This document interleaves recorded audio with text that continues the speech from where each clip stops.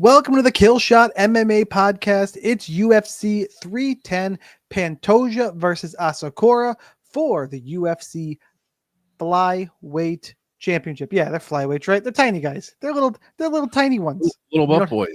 We don't have atom weight or strawweight yet in the UFC, and I don't think we ever will because Dana hates grappling and Dana hates little people. That's true.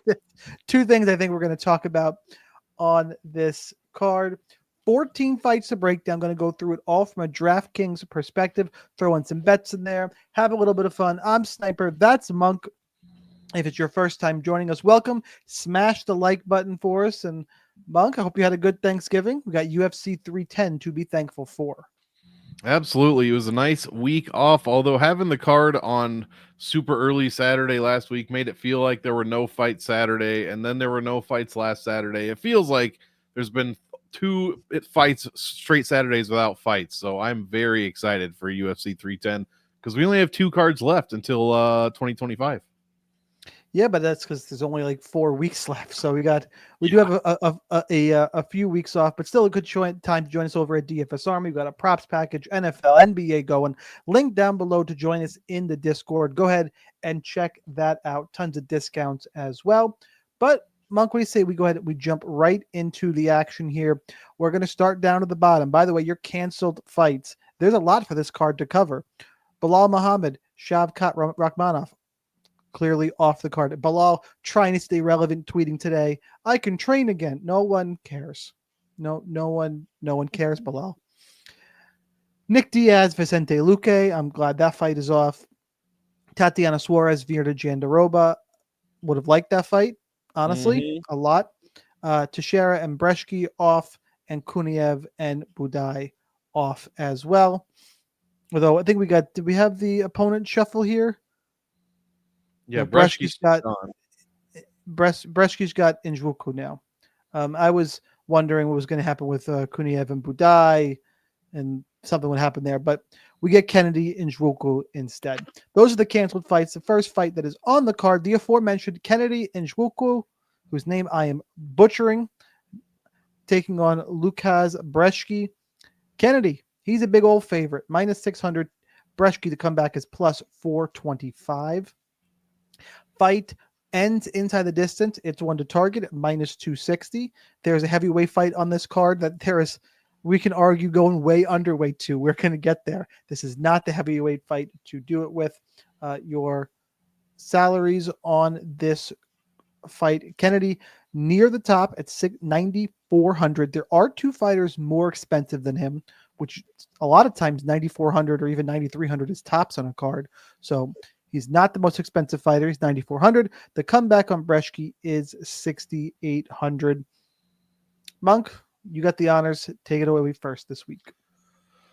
Well, let's go. Neither guy really has much grappling, but Brzeski especially does not have much grappling here. So I wouldn't expect to see that. If Nzechukwu for some reason needed to land a takedown or something, I'm sure that he could get away with that, and Brzeski would just be on his back. But otherwise, we got two pretty heavy hitters. I would argue that Nzechukwu is a lot heavier of a hitter than Brzeski, who is 1-4 in the UFC, losing to Budai, Williams, Cortez Acosta, and Mick Parkin. But at minus 260, this is definitely a GPP fight here. I just don't trust Kennedy Nzechukwu. That's the bottom line. Normally, I like to play heavyweights against Brzeski, but Nzechukwu, I just don't know, man. I don't trust him. He looked like absolute garbage against OSP, and he ended up losing that fight. The Jacoby fight, that was short and sweet and not in his way. And then Nzechukwu beats Chris Barnett, so he's 1-2 in his last three.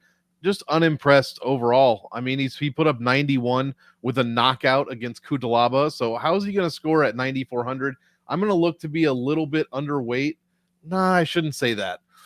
I'm just really nervous about how he's going to score. Now, there's a huge chance that Nzechukwu could come out here and just flatline Brzeski. He's the one that got turned around by, I think it was Waldo Cortez Acosta very comically. So I'm not going underweight per se. I am nervous. So this is a huge GPP fight, one of the larger inside the distance lines on the entire card. And I do favor Nzechukwu still. I'm just a bit nervous about it. Maybe for no reason. No, I think that there's validity there because Brzeski is not the worst heavyweight in the world. Kennedy was a former light heavyweight. look, I think Kennedy's better. His skills are better. The line is good. I think there will be a finish. Kennedy, yes, he did not look good in that fight. He's looked better as of late. Hits hard. I think they're scoring in this fight regardless. I think if Kennedy wins, it'll probably be a finish. And if Brzeski wins, that salary, 6,800, doesn't matter how he gets it done. Mm-hmm. If anything, I think Brzeski might get it done through the grappling. I'm going to pick Kennedy. I do agree that this is a situation that I'm going to be overweight to both guys. One of the better fights on the card. There are plenty of fights on this card that I'm going to throw up some red flags. And, I have 2 all-in fights, and I'm kind of searching for my fights 3, 4, 5. And this falls kind of in that range. One I want to target, won't be going all in, but I'm trying the 14 fight card. 14 fight card, 28 fighters. I think I can get over on both these guys and just go under elsewhere as ownership can get kind of spread out on these cards. So I like over on both, and I do like Kennedy for the pick. Let's go ahead and let's back it up and let's talk Clay Guida, Chase Hooper. More of the high-priced fighters to talk about. Hooper is minus 1,000. Clay Guida is plus 700. Some books Hooper's minus 1,200. It's okay. That's insane. Yeah. Fight ends inside the distance, minus 200. DraftKings salaries, I alluded to it before. Hooper's the most expensive fighter on the card at 9,700. Clay Guida, 6,500. Look, my fight to break down first. Clay Guida is super old. He gets subbed a lot. He just does. Chase Hooper, all he wants to do is subs, getting better with the striking. I mean, he scored big against Slava Claus because Slava Claus proved to be super fucking tough. That is an anomaly in terms of scoring if you're looking at the game logs. There's no way you can pick Guida, but Chase Hooper makes me a little bit nervous at this price, and that's in this spot. It's going to be super hard to pay off this price tag, especially because unless Guida tries to grapple, which I don't think he's going to do right away, Hooper probably wins on the feet, but are you really paying off 9,700? You're relying on Clay Guida not having the best game plan. That's what we're relying on. And the problem is that Guida very well could shoot a reactive takedown or not have a good game plan and quickly get guillotined. Why I'm under on Hooper is even if he does that, if Hooper gets a guillotine like the second minute, so score 93 points, that ain't going to get it done. You need the versions in which Hooper wins and scores big. I don't see a whole lot of them. And it's hard to pay 9,700 in cash. He's going to get on top of Guida and land ground and pound, a lot of control time. And really? If anything, it's going to be Guida on top. Maybe Hooper can sweep him. Better grappler. I do think Hooper wins because I think he is a little bit better on the feet, a little more active, younger, sub-threat. On DraftKings, this salary scares the piss out of me. I wouldn't overcorrect and jam in a bunch of Guida because there are some better spots I like, but you can have him as a secondary option if you really are down on Hooper. I think Hooper wins is just a bad fight because of the salaries. How about for you, Monk? Yeah, I agree. 9,700 is kind of wild. And yeah, Hooper, you might look at the scores 142, 120, 134. Those are exactly what you said. Those are fights in which he was able to control guys for vast amounts of the fight, land his ground and pound. That's how he also keeps his striking strikes landed per minute very, very high for who I would consider a grappler. He almost landed 8 strikes a minute against Borchev in 8 minutes, almost 10 strikes a minute against Fiore over 15 minutes, 6.5 against Garcia over a minute and a half. So, I mean, these numbers are consistent, and that's generally where it's coming from. Clay Guida's not that guy. I mean, Silva controlled him for 17%. Otherwise, that's the highest amount he's been controlled in his last 5, and I'm sure it's not very much, higher, if you go past that. So he's very difficult to control, very difficult to ground and pound. And I agree with you, Sniper. I don't think Hooper's going to pay off that salary at 9,700. It scares the shit out of me, and I'm going to be well under the field, probably in both GPP, definitely in cash under the field on Chase Hooper. And Guida, I'm probably not interested in, but his salary is such that anything lucky that happens, or if this somehow goes to decision, he might be okay. So I'm not really focused on that. I think he's an okay punt, but I'm not really looking at that. But yeah, I'm going to be under on Hooper is my big takeaway here. Also, there's a almost 18-year age difference. It's like 17 years and 9 months. the one thing that does make me nervous in terms of the scoring, the only way I see Hooper getting like the big number like that is if he's improved the wrestling and he gets the rinse and repeat mat return takedowns. That is a possibility. But overall, until I see it, it's hard for me to imagine a scenario where he pays off 9,700 against Clay Guida. Maybe the quick win bonus where Guida shoots in quick guillotine. Like it's there. I'm not saying full fade Chase Hooper, but I'm gonna be taking a hard look at these ownerships. And if he's coming in at 30% at 9,700, I'll be under that. Yeah. So, and cash games, if you can fit him, fine. I haven't done a ton of cash game building as of yet, but it's not a priority. Need to, right? It's just not a.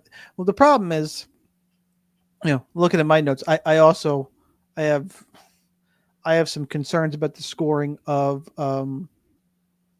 Price Mitchell as well. You have to have concerns about any fight Ian Garry's in. And then I'm picking against Dominic Reyes. We'll get to that later. And then Cyril Gane, that heavyweight fight is crap. I just knocked out the entire 9K range and went, well, and I poked holes in all of them except for Kennedy, which is a GPP fight. So who do you go at 9K? If you can fit him, sure, but the cash game builds are not my favorite this week. All right, let's go ahead. Let's move on and let's talk about Michael Chiesa, Max Griffin. I feel like this fight should have happened 6 years ago. Mm-hmm. Chiesa is, well, depends on what book you're looking at. It's basically a pick'em. Bet online, Chiesa is a small favorite. Some places the pick'em. My bookie, Max Griffin's a small favorite. It's going to hover around that pick'em range.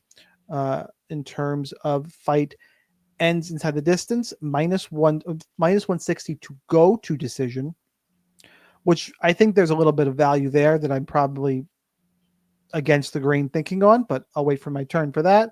And the DraftKings salaries, by the way, which I need to cover. Where the hell? Oh, there it is. Max Griffin, 8,300, Chiesa, 7,900, almost a mid-range fight, as you'd expect with the pick'em odds. Monk, you are first. I know it's like plus 130 to finish, but I'm really not excited here. I think it should be wider than that, and I am interested to hear your argument. We are on the opposite side there. Yeah, for sure. But I mean, no one ever scores well in Max Griffin fights, and that's pretty much the bottom line. 84 points is what he scores in his wins, and his opponents score 74 points when they win. Chiesa, 93 in his wins, and he gives up 94 when he loses. So nobody here is giving up, triple digits or big scores like some of the other people on this card. On paper, it's pretty much striker versus grappler. I like Max Griffin better here. I like him by decision. I picked him against Jeremiah Wells famously on the show last time he fought. He scored 50 points there. So I'm not really expecting big points, as I already said. And Michael Chiesa is probably too expensive to really pay off anything other than a first round Darce choke. So, yeah, give me Max Griffin by decision, and I'll be looking elsewhere for GPP plays. As far as cash, I'm not interested in this one at all because it really is. I mean, I kept it short and sweet, or tried to, just now, but I think this is close to a 50 fight, 55-45 maybe for Max Griffin. So, I wouldn't trust either guy in cash at all. So give me Griffin to win decision, and it probably scores terrible. See, Michael Chiesa's age is really bothering me, and especially he's fight old. I'm at the point where I'm starting to think he's 2 years younger than Max Griffin. He's ancient in terms of fight, but who's got more fight in them? In terms of fight age, he is looking old. He's almost become this boomer bust guy where I either think he's going to get a takedown and grappling, get a submission, or he's going to get his ass knocked out. Like, that's just where I kind of see this fight. And I think that Max Griffin will be able to stop the takedowns, piece him up striking. And I don't think Chiesa has the fortitude anymore to stand in there for 3 rounds and get the shit kicked out of him. I think that time of his career, yeah, he may be younger age-wise, but we've seen Griffin in wars. Griffin, all of a sudden, by the way, is flashing some power with knockdowns in a few straight fights. Like, he's hitting a little bit harder. Granted, typically does not score well. That's why I think it's a hot take. I don't think these guys are going to be heavily owned. Everyone's going to slam in Anders, Weidman, and Landwehr and Choi, who are in that range. And that's fine, but I think there's some sneaky upside here. I think that if Chiesa can get takedowns, obviously at that price range he can score fine. But on the feet, I actually think Griffin could put Chiesa away. I like this fight more than the average bear for GPP, and I'll probably leave it at that. There's somebody coming up that is, I think a lot of people are going to play that I'm going to have just about none of. And if he beats me again, he beats me again, and we'll get there. But that's my exposure from him is going to go to this fight. So I guess I'll leave that there and say I'm picking in Griffin, and I'll let you know when we get there. It very well could be the next fight. It is the next fight. Ah, Oh, Lord. perfect segue. Cody Durden, Josh Van. Van's the favorite, minus 150. Durden is the dog at plus 130. Fight goes to decision. Actually, fight ends at the distance is slightly favored at minus 135. Apologies there. Van is 8,500. Durden is 7,700. And give me the dog on this one. Everybody likes the Josh Van volume and game logs. Dude can be taken down, and he's a slow starter. I think this is a terrible matchup for him. I think Durden can take him down and just keep doing it. And Durden, could Van take over late? I guess. We've seen Durden slow with tons of grappling. I don't think Van's going to be able to keep his feet. I'm high on Cody Durden. Made a shit ton on the Schnell fight. I think he's a really solid guy in this division. I think this is a step up for Van, and I think this is going to be a problem. I think the grappling wins out here. I think the game log watchers and people who are high on Josh Van here as a favorite are going to give him a little bit of ownership, but I'll check the ownership rankings and make sure I'm right before I go too crazy. But I'm going to have leverage on the dog, and some of that Van ownership I'm expecting, I'm going to funnel into the Griffin Chiesa fight. Monk, how about for you? I completely agree as far as love for Cody Durden. I picked him as well this week. Yeah, it's a huge step up for Joshua Van, and that not many people can say that when they're about to fight Cody Durden, but his strength of schedule is dog shit.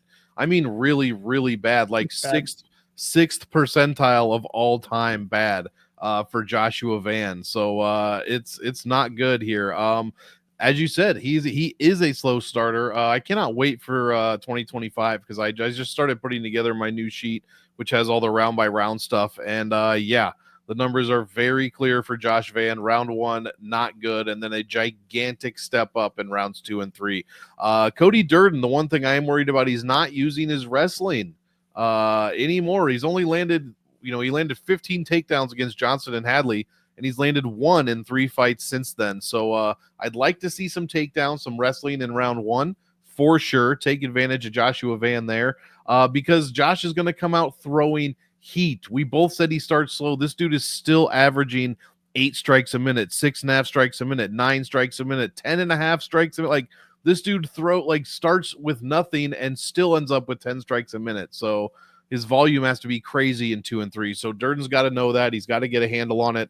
And he's got to come out, all systems go in round 1, in my opinion. I think he can find a first round finish here. And I think he's probably going to have to because Josh Van is no joke in 2 and 3. So I'm on the Durden side as well. Love him for DraftKings this week as the underdog. I don't like when we agree. It makes me uncomfortable. I like being alone on my own. Right. Let's go back here, and now let's talk about Weidman and Anders. Glad you're first for this fight because you made a nice little ugh noise.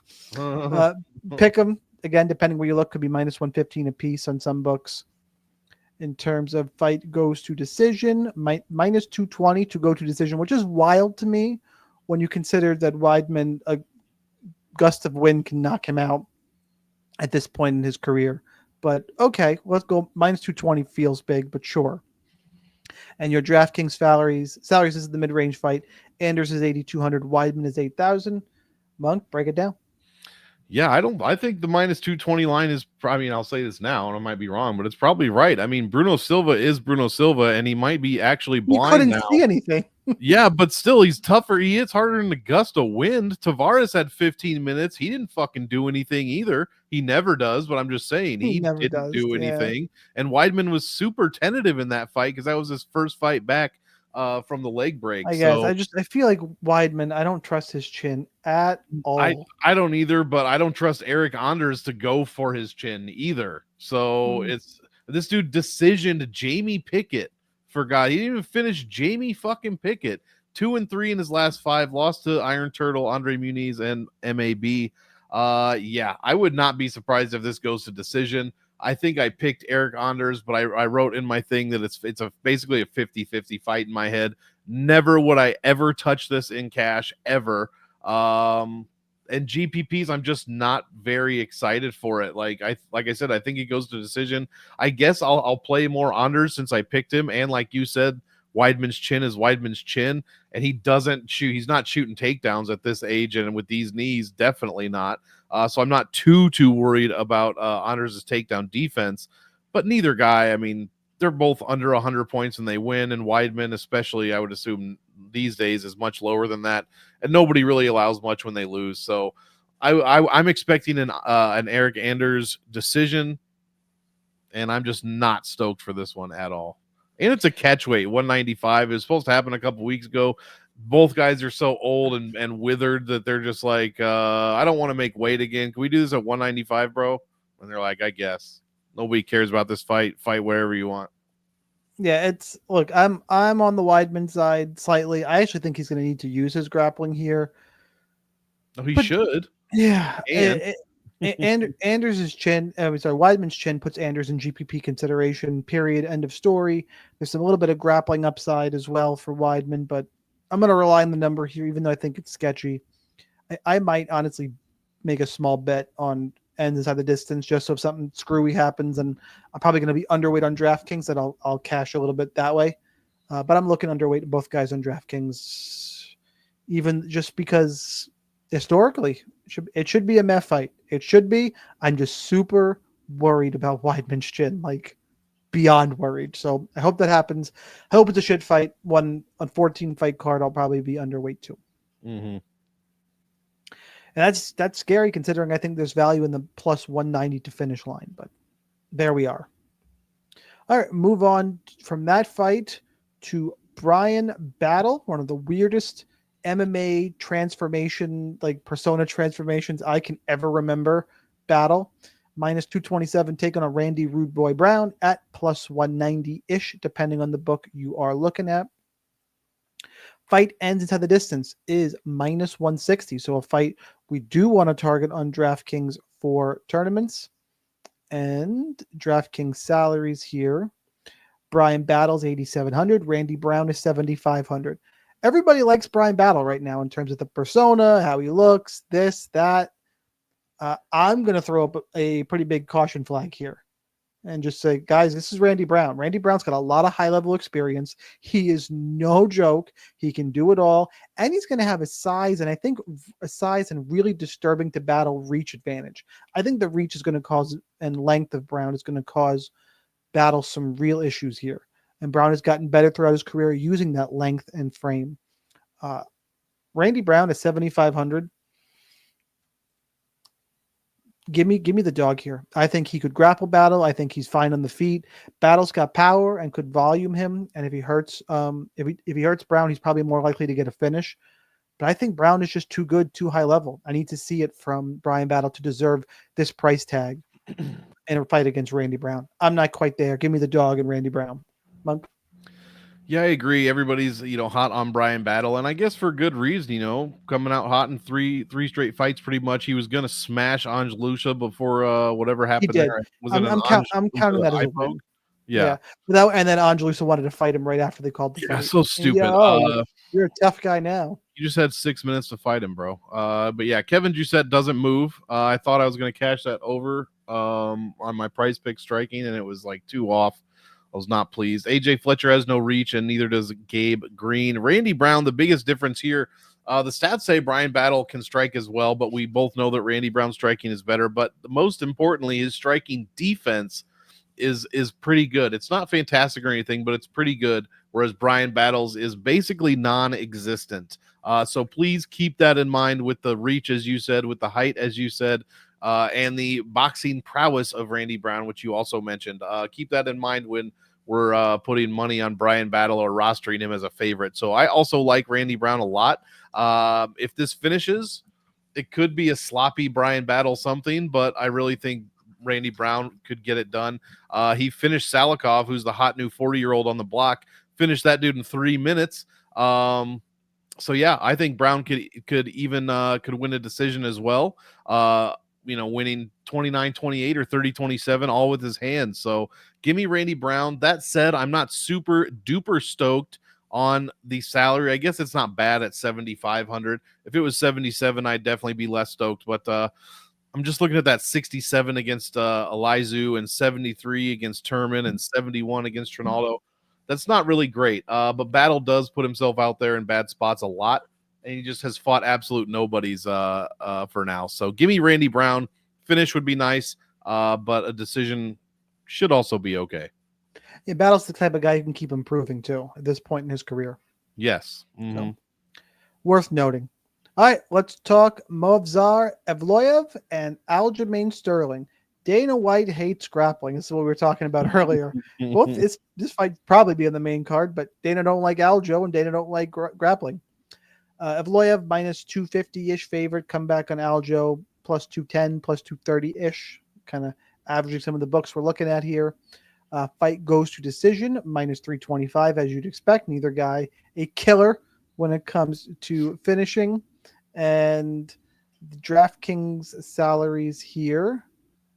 Evloev 8,900, Aljo 7,300. Monk, what you got? I like Evloev by some pretty slim margins, but the more I think about it, the less slim they become. But we'll just keep it there for now. I just like him by a little bit.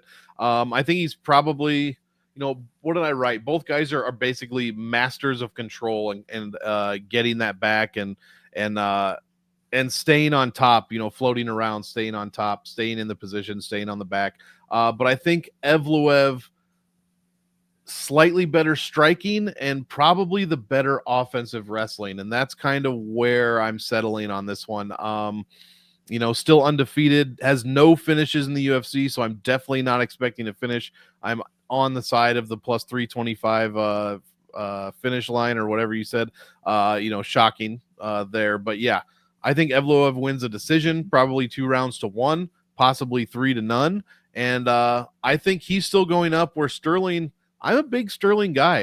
I love this fight personally as a grappling guy. I'm a big fan of watching this, but I think Sterling seems to maybe have plateaued a bit. I know that's tough to say coming off the Calvin Kattar win where he put up 115 points, 8 takedowns. But let's face it, you're not going to land 8 takedowns against Movsar Evloev, so we're not going to see a repeat performance there. And like I said, I think how dare you? We might. I would be shocked. Me too. I just think I'm kidding. So. Let's not get me stabbed. I'm kidding. Yeah. Like I said, I like Sterling. I'd love to see him win. I just don't think it's going to happen, man. I'm also a fan of Evloev. May the best man win, but I think he's just a scotch better in the places I mentioned, and that's what's the difference here. We're going to lose some podcast fans because I too like Aljamain Sterling, and everybody loves to fucking hate on him. Look, it's not his fault. Petr Yan doesn't know the rules of MMA. He didn't want to hold up the belt at that party after the fight. They made him do it. Come on. And then for what it's worth, then he leaned in.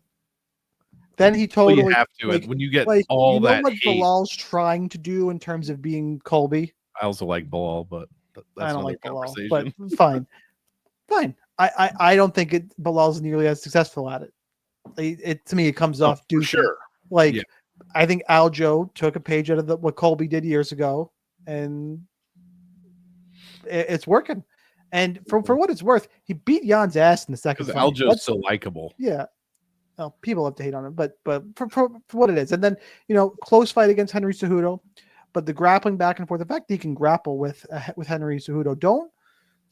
Remember Diego Lopez almost submitted Movsar Evloev, right?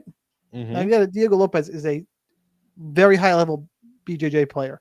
So is Aljamain Sterling and that whole Sarah BJJ camp. He could roll on the ground. I'm not saying that's what I'm picking here. I'm picking Movsar, but Aljamain Sterling can grapple. Would it totally surprise me if he got a takedown? No. Do I think it's going to control Evloev? Probably not. But I think there's going to be some interesting back and forth in this fight. What I am a little worried about is that, similar to the Khabib striking, is that Aljamain's going to be so concerned about the grappling that Evloev's going to land something big. Mm-hmm. Regardless, I don't think this is a good fight to target. I think this is a cagey matchup between two top guys in this division, and they only have 3 rounds to work. 5 rounds to work, maybe. Evloev, if he gets a takedown, I'll be interested to see how quickly Aljamain tries to get back up. Because if Evloev scores with those rinse and repeat takedowns, Aljamain might want to grapple down there for a little bit, might want to try out the BJJ. It kind of depends how the striking is going and what he feels his takedown defense is like. Because if you're going to use all the energy to get back up just to get taken down again, maybe you try and submit for a little bit. And Aljamain, look, Mavsar has not looked indestructible. Mm-hmm. He's looked really, really good, right? He's put on some great performances, but he's not dominating people like Khabib did. I know people like to draw these similarities. I'm worried about the scoring over 3 rounds in a matchup against Aljamain Sterling. I'm still picking Mavsar Evloev as the pick, but I actually think Aljamain makes for a better punt play, a better cash game punt play, 7,300. I like the salary a little more there. All right, let's move on. Let's talk about Anthony Lionheart Smith and Dominic Reyes. You skipped one. Oh, did I fight? Did I miss a fight? I did miss a fight. Thank you. Vicente Luque and Themba Gorimbo. Luque is the dog plus 129. Themba minus 150. Fight ends inside the distance. I imagine is that keeps surprising me. The fight goes to decision is favored at minus 160. DraftKings salaries on this one. Luque is the dog is 7,600. Gorimbo is 8,600. This is one I like to target. This is one that 3-4-5 range I was talking about before because Themba's going to try and grapple, and either he's going to be able to grapple and score massive at 8,600, or Luque is going to knock him out coming in, or Luque is going to hit a submission. Watch out for the Darce choke here. Would not surprise me. We've seen Luque's Darce choke if Themba gets caught in it. But I'm not going to make a pick just relying on somebody catching that submission. Themba's looked good. I think he gets the grappling. I think he controls. I think he scores enough. But Luque is plenty dangerous, and this is a GPP fight to target because I think Luque is live to knocking him into next century like he did to Bilal Muhammad, or live to catching a Darce choke like he did to was Chiesa a Darce choke? Yeah, I don't know. He's had quite a few Darce chokes. So there's pass to both guys. I'm on the Gorimbo side. Like this fight for GPPs quite a bit. Definitely, probably top 4 fights to target for me. I like it as well. I'm gonna pick Gorimbo here, but this is a gigantic step up. I mean, humongous step up. We're talking about Takashi Sato. We're talking about Ramiz Brahimaj, Pete Rodriguez, Nico Price. I know we got Vicente Luque. Say what you want about him. He's 2-3 in the last 5 fights, and he was supposed to fight Nick Diaz. So Gorimbo is coming up on relatively short notice, a couple of weeks, I think, max. And Luque, took a hard L to Bilal Muhammad, Jeff Neal, Joaquin Buckley as well. He looked awful in that Joaquin Buckley fight. I think the price is right here for Gorimbo. I love him at 8,600. If he can do anything like he has been doing against a guy who we don't really know where he's at in Vicente Luque, then that's great. That's what I'm looking for, 8,600. But Luque's not really going for titles anymore, but how good of a gatekeeper is he? We're about to find that out on Saturday.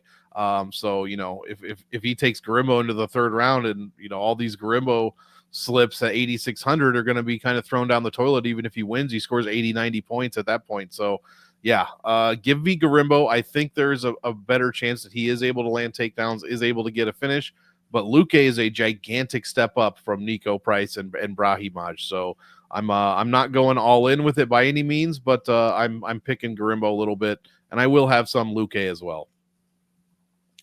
All right, let's move on. Let's talk now about Anthony Smith and Dominic Reyes. I tried to jump the gun before. Dominic Reyes minus 330. Anthony Smith plus 270. Fight ends inside the distance minus 300. So this is one to target for GPPs. Your salaries here. Dominic Reyes is 9,100. Anthony Smith is 7,100. Monk, you are first. Well, I don't think Reyes is going to put himself into a guillotine a la Vitor Petrino. And yeah, so therefore I think he's going to win. Like straight up. I mean, I'm not really looking forward to this fight. I'm a huge Anthony Smith guy. He's from my hometown, but I think Reyes is going to win, man. I mean, neither guy has any striking defense. So please get these guys in your lineups. I don't care who you're picking, who you like better. Get both sides in your lineups, please, because somebody's going to get finished here. I think it's Anthony Smith. I just think, especially as the fight goes on, Anthony is going to get he's going to fade more and more, and Reyes is also going to fade. I just don't think he's going to fade at the rate that Anthony Smith is. So give me Reyes, but either guy could get KO'd. I guess Reyes could get subbed. It's never happened as a pro, but anything's possible. So yeah, but give me Reyes. I like him here inside the distance, and I think he can score pretty well. What's the salary? You said like 88, 91. It's not terrible for the 9K range, which we already talked about was a bit lackluster this week. So yeah, give me the Devastator here. For what it's worth, in his last 5 fights, he's got 3 losses. The only person to finish Anthony Smith was Khalil Roundtree Jr.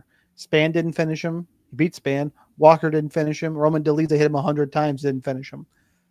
Dominic Reyes, last time out, was hit 6 times by Dustin Jacoby. Before that, had been finished in 3 straight fights after the loss of John Jones, Jan Blachowicz, Yuri Prohaska, Brian Spann. For whatever that's worth, I actually trust Anthony Smith's chin more than I trust Dominic Reyes. I think we see a win over Dustin Jacoby where, yeah, he looked good, and all of a sudden we're going to forget the chin issues this guy had. Say what you want about Anthony Smith, but he is super tough. Has not been, only finished once in his last 3 losses. Could Reyes finish? Been knocked out 10 times. Sure. Dominic Reyes has been knocked out 3 times in his last 4 fights. Someone's going to sleep. Durability wise, I actually trust Anthony Smith more than I trust Dominic Reyes. You're going to let one of these guys take a right hand from the same person. More times than not, Anthony Smith is eating it more than Dominic Reyes. I'm talking just chin. Dominic Reyes does have more power on his side. I think that is pretty clear, and probably the better striking. But they get any type of firefight. I don't know. I think Anthony Smith is way more alive in this fight. Yeah, Dominic Reyes has 80% takedown defense. He's got 80% takedown defense, but if you start digging into it, in his UFC career, he was been taken down by Jeremy Kimball, Ovin St. Preux, Volkan Ozdemir took him down. Weidman took him down before he finished him. Like, there's pass here for Anthony Smith. There's pass. I do agree this is a play both sides situation, but I think the field, for all the reasons I just mentioned, is too high on Dominic Reyes.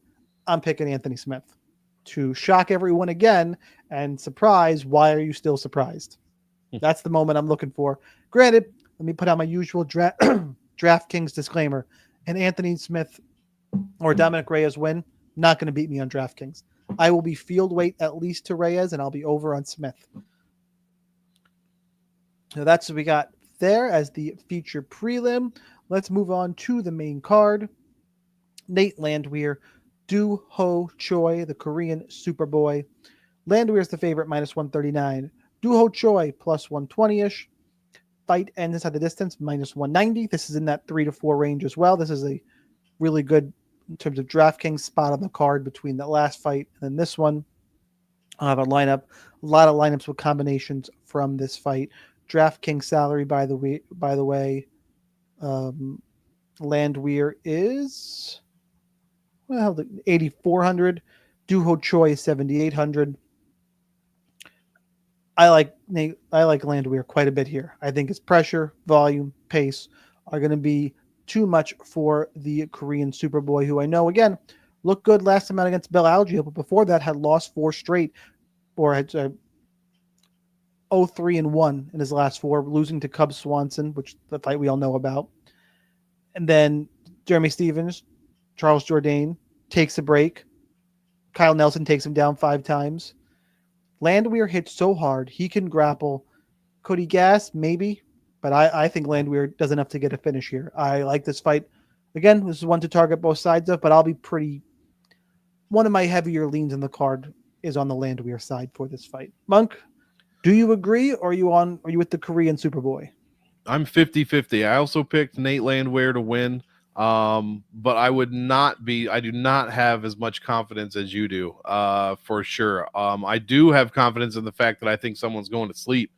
That is what I do think is going to happen. I think Choi can put Landwehr out at any time. He has the accuracy and he has the power as well. Two things Nate Landwehr basically lacks for the most part, as far as in the UFC. But Nate does have the tremendous volume advantage, and he does some of his best work in the clinch, and that is specifically a place where Doo-Ho Choi has like next to no stats. He has no defensive clinch numbers whatsoever. So if it goes there, and I would expect Nate to try to get it there as much as possible, I think Nate's going to have the upper hand. So give me Nate, but I'd hope to see a finish. But honestly, it could come from either side. I'll be just a touch higher on Nate the Train this week than Doo-Ho Choi, but I'm really hoping to see a finish. Love this fight for GPPs. All right, let's move on. Let's talk about Bryce Mitchell, Cron Gracie. For some reason, this is weird matchmaking. I hate Who this. made this fight? It's weird, and then it's on the pay-per-view. It's weird. Bryce Mitchell's minus 800. Cron Gracie's plus 550. Fight ends inside the distance. Sorry, fight goes to decision, minus 220. God, 3 rounds of this would be brutal. DraftKings salaries: Bryce Mitchell's 9,500. Cron Gracie 6,700. Monk, you're first for this one. I will say that you can call me an asshole. It's probably true. One of my favorite MMA moments of 2023 was Bryce Mitchell in convulsions. Like, that was a fantastic knockout from Emmett, and it didn't hurt that. It didn't make him smarter. I was hoping, but That's for sure. So, I mean, it was fun to watch that guy get blasted, and now we get to Cron Gracie. So, how are we going to attack this one? Yeah, battle of the brains here, Mitchell versus Gracie. Both guys believe the earth is flat, so there you go. Fucking flip a coin.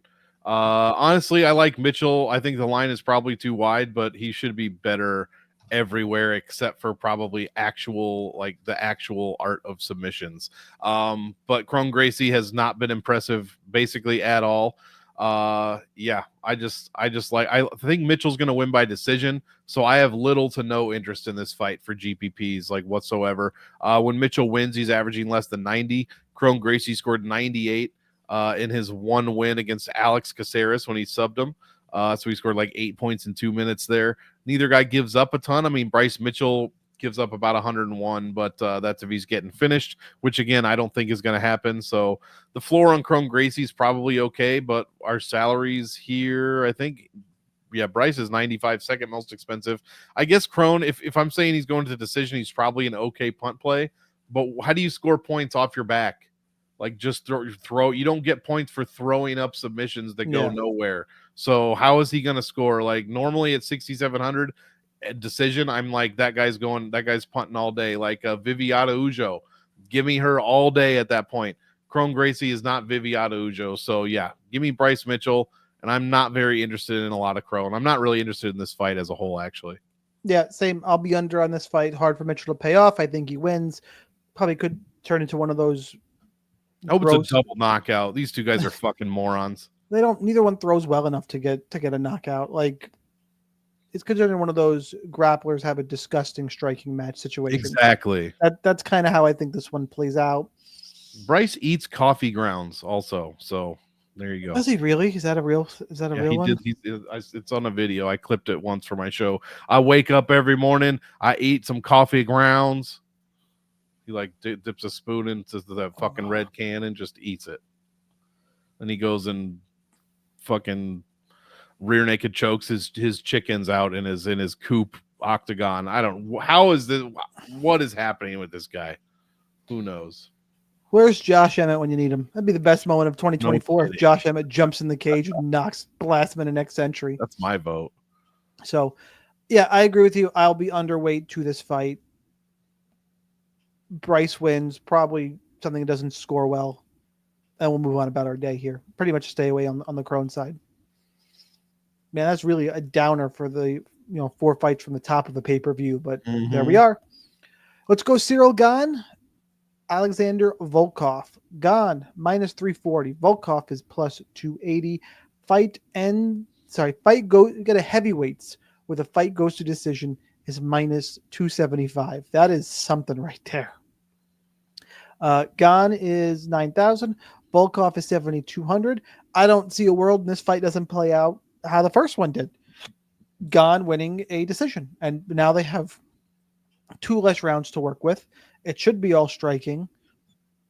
I am a proponent of fights don't always play out the same way the first time as in the rematch as they did the first time.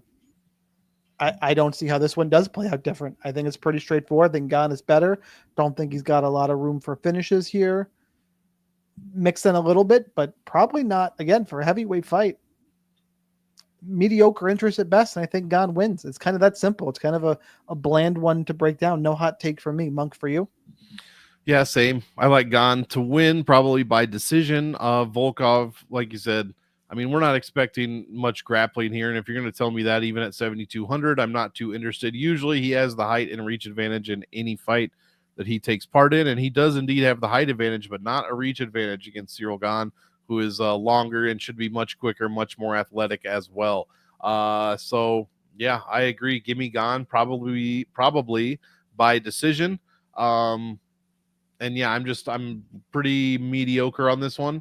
I mean, you could probably play either side in cash. You could make arguments, rather, for either side in cash. But for GPPs, I'm probably looking a little bit elsewhere. I think it's pretty middle of the road, and that's sad to say for a heavyweight fight. Yep, it's true. It's true though. We can't make things up that aren't there. Oh, I mean, the main card is just full of guys I want to see. The prelims are sick. Yeah, I like these last 2 fights, but I'm part of the people rooting against Ian Garry, but just because I'm a huge Shavkat fan, but Shavkat Rakhmonov, Ian Machado Garry. Let me say it with a cracked voice. Little bitch. Rakhmonov is minus 355. Rakhmonov. I'm just making up names. Whatever works. Rakhmonov, minus 355. Garry, plus 290. Fight. This is a 5-round co-main event. Should have mentioned that off the top. 5-round co-main event makes it one to get exposure to. Minus 230 ends inside the distance here. Thank you, Shavkat. That's nothing to do with you, Garry. Like, not even a little bit. And your DraftKings salaries for this one. Shavkat, 9,200. Garry, 7,000. Monk, you are first for this one. Huge Shavkat fan. Huge Ian Garry hater, much like yourself. I'm nervous. Not about the win. I'm still picking Rakhmonov to win. I'm nervous when it comes to DFS, guys. I'm nervous that he won't finish Ian Garry because Ian Garry hates finishes. And he's good at keeping himself out of certain positions and things like that. So I am nervous about Shavkat paying off the salary, but the only finishing Garry likes the finishing his wife's boyfriend does on her back. Exactly. I was waiting for somebody to say something about a cuck or something like that. I mean, I thought I worked in there relatively cleverly. I mean, it's disgusting and clever. You guys, I know you miss geek while football season's going, but I mean, I think that was a geek moment. For sure. It absolutely was. But yeah, I just don't know how he's going to score, man. 5 rounds definitely helps. So we get all those extra, he scores 4 points a minute. So we get 10 extra minutes. That's, 40 extra points according to the numbers, which we always like to see. So yeah, I think for GPPs, I do still like Rakhmonov.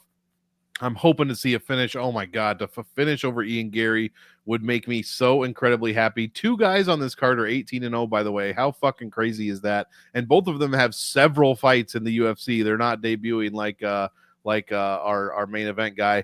But yeah, Garry is averaging 87 per win, whereas Shavkat is at 105. So both guys undefeated. Somebody's has got to go, as they say. And I'm on the Shavkat side, man. This guy's favorite animal is a horse, and his favorite food is horse meat. How do you pick against that? So yeah, give me Shavkat.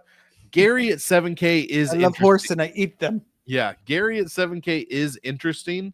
I think he's worth a punt in a decision. I don't think he's going to win. I still think he is worth a punt. The problem is you have Kai Asakura down there, but Yeah, you can right. argue that. I like Shavkat here. Garry, even at 5 rounds, Garry fights too slow for me to be really interested in this fight. I'll leave him because if he manages to win, no matter what he does, he's going to be optimal. And I think relying on Shavkat rushing him and finishing him, and Shavkat is violent and dangerous, but to pay off that salary, I'm going to need activity or grappling, and he's got 5 rounds to work here. Is he really going to rush? I'll play a little bit of Shavkat, but I think there's another. This is why early in the card I was saying, hey, let's go back real quick, click the back button. I said I'm going to play a lot of Kennedy and Brzeski. I'm going to play more than the average bear on Chiesa and Griffin. I like Cody Durden. I like the Battle Brown fight. Luque Gorimbo I liked. And then you have Landwehr, Choi, Smith, Reyes. Those are all solid fights to target. And then you get to the main card and you go Mitchell, Gracie, Gane, Volkov, Shavkat, Garry. All those other fights I mentioned, I probably want some more exposure to, even at 5 rounds here. The 5 rounds is what's keeping me interested, and the finish prop. I likely end up field weight on Garry, and I have to see how popular Shavkat's going to be. If Shavkat's going to come at 40%, I'm going to be under. I see myself in that 20-ish range on Shavkat and probably being under and thinking he gets Ian Garried. Yeah, and that's where I'm going to land. But I'm going to pick Shavkat. Hope for a better matchup. Hopefully he gets to fight Bilal. God, if somebody, I'd rather see Bilal than Ian Garry. That's how bad I hate Ian Garry. Fucking A. Yikes. I hope Shavkat flatlines both of them. All right. Yeah. Main event time. Alexandre Pantoja, Kai Asakura. The UFC newcomer getting a title shot. UFC flyweight title. Pantoja's minus 260. Asakura's plus 220. Fight ends inside the distance is minus 230. Your DraftKings salaries for this one, Pantoja is 8,800, Asakura 7,400. I'm going to be super clear on this. This fight is in all of your lineups. This is an all-in fight. 5 rounds. Pantoja has volume. He moves forward. He can grapple. Play them all. I'm picking Pantoja. Asakura is the Ryzen newcomer, Ryzen champion. Wait, did I just say I have to go? And I want to look up. He's not fought incredibly often recently, which is correct. He's fought. I think he's not yet fought in 2024. He fought twice in 2023 and didn't fight at all in 2022. And he's beatable. He's lost 3 fights ago. Now he's finishing people with knees to the body. Is how he's won his last 2 fights, his body work. And that's really interesting because Pantoja leaves himself open to be hit. That is the knock on him. Super fun, aggressive, violent, in fun fights, willing to take one to give one. Man, Asakura is no joke. He's not, neither was Steve Erceg. Pantoja, I think, is a little bit undervalued as a champion. I think there were probably better fights to make here, but you sign a big free agent in Asakura, and at least Pantoja is an active champion. He's not a John Jones, so give him this fight. If Pantoja wins, he'll turn around, he'll fight in 3 to 4 months again. The dude is a very active champion, so no problem with this fight, honestly. Should be a fun one. I'll stack it up in cash games. Asakura's live because of the fight style that Pantoja brings, but play it in all your lineups. I'll be pretty heavy on Pantoja, probably to the tune of like 70 to 75% Pantoja, personally. It's going to be a stand for me, and that probably leaves me a little bit under to Asakura, but still, if one of these guys aren't on the optimal, I'm toast. That's just how the night's going to go for me. Monk, what do you got? Yeah, I agree. Pretty much everywhere. I like Pantoja. The guy is incredible. His last 3 fights, he's basically scored 143 points in each fight, which is insane to think about. So I try not to think about it too much, or I just start going crazy. He does not give up control time hardly at all. He's the one controlling, landing takedowns. His 5 strikes a minute, 4 strikes a minute, over 5 strikes a minute in 3 of his last 4 fights. Asakura, like you said, knocking people out with knees to the body. He's got 13 KO wins out of 21, 21 professional wins. But man, I'm with you. Play this fight in all your lineups. I'll be huge on Pantoja. You could probably stack it, but we don't know anything about what Asakura is going to look like in the UFC. But Pantoja, while scoring a ton of points, also gives up a ton of points. 60 almost to Ursig, 90 almost to Royval, and 95 to Brandon Moreno. All those fights he won, those are all the ones he scored 143 points in. So we're talking a total of like 235 points total in Pantoja fights. So yeah, play this fight. It's 5 stars on the website this week, and we're going with the Cannibal. We're going right back there with the Cannibal to get the win, hopefully by decision, maximizing his total amount of points that he can score. I am all about it. All right, let's go back full screen. We got to give kill shots. If you don't know what kill shot is, don't go anywhere. Welcome to the show. Hit the like button, share with your friends. A kill shot is an under-owned play on DraftKings, can help you take down a tournament. They're usually underdogs, but just somewhere off the beaten path that can help people take down a big old fat tournament dub. Before we do that, guys, you got to join DFS Army. Link down below. I'll see you in the Discord. I'm going to be on vacation coming up, but I'm hoping to still do the Q&A session I've been doing the last few weeks. I think people have liked that. Maybe a lineup builder, kind of depends how things are going. But we're knocking this podcast out on Tuesday. Plenty more content and tons of stuff over at DFS Army. Link down below for that, or over on YouTube if you're watching or listening somewhere else. Monk, you got a kill shot queued up for us? I got 2 on the tip of my tongue. Let's see. One's risky. More seems a little less risky. Risky. We'll go risky. Cody Durden, 7,700 this week. Love it. Over Joshua Van. We're going to go with Durden to get it done, hopefully early, as we know Joshua Van, slow starter. Love that one. And look, these are boomer bust plays. I've taken plenty of victory laps. I'll take plenty of egg on my face. But I think, again, come Saturday night, I'm going to be surprised that people are still surprised. Anthony Smith getting the win over Dominic Reyes is the kill shot pick. I also do like Durden quite a bit in that fight. I think Durden's, if I was going to play cash this week, which is up in the air, Durden's in my cash lineup. Yeah. I don't see how he's not. I liked Randy Brown was the less risky play. Yeah. Over Brian Battle. The problem is he can get a win and not get you a tournament. Exactly. Whereas I think Durden wins, he's going to be on the optimal. Yep. 100%.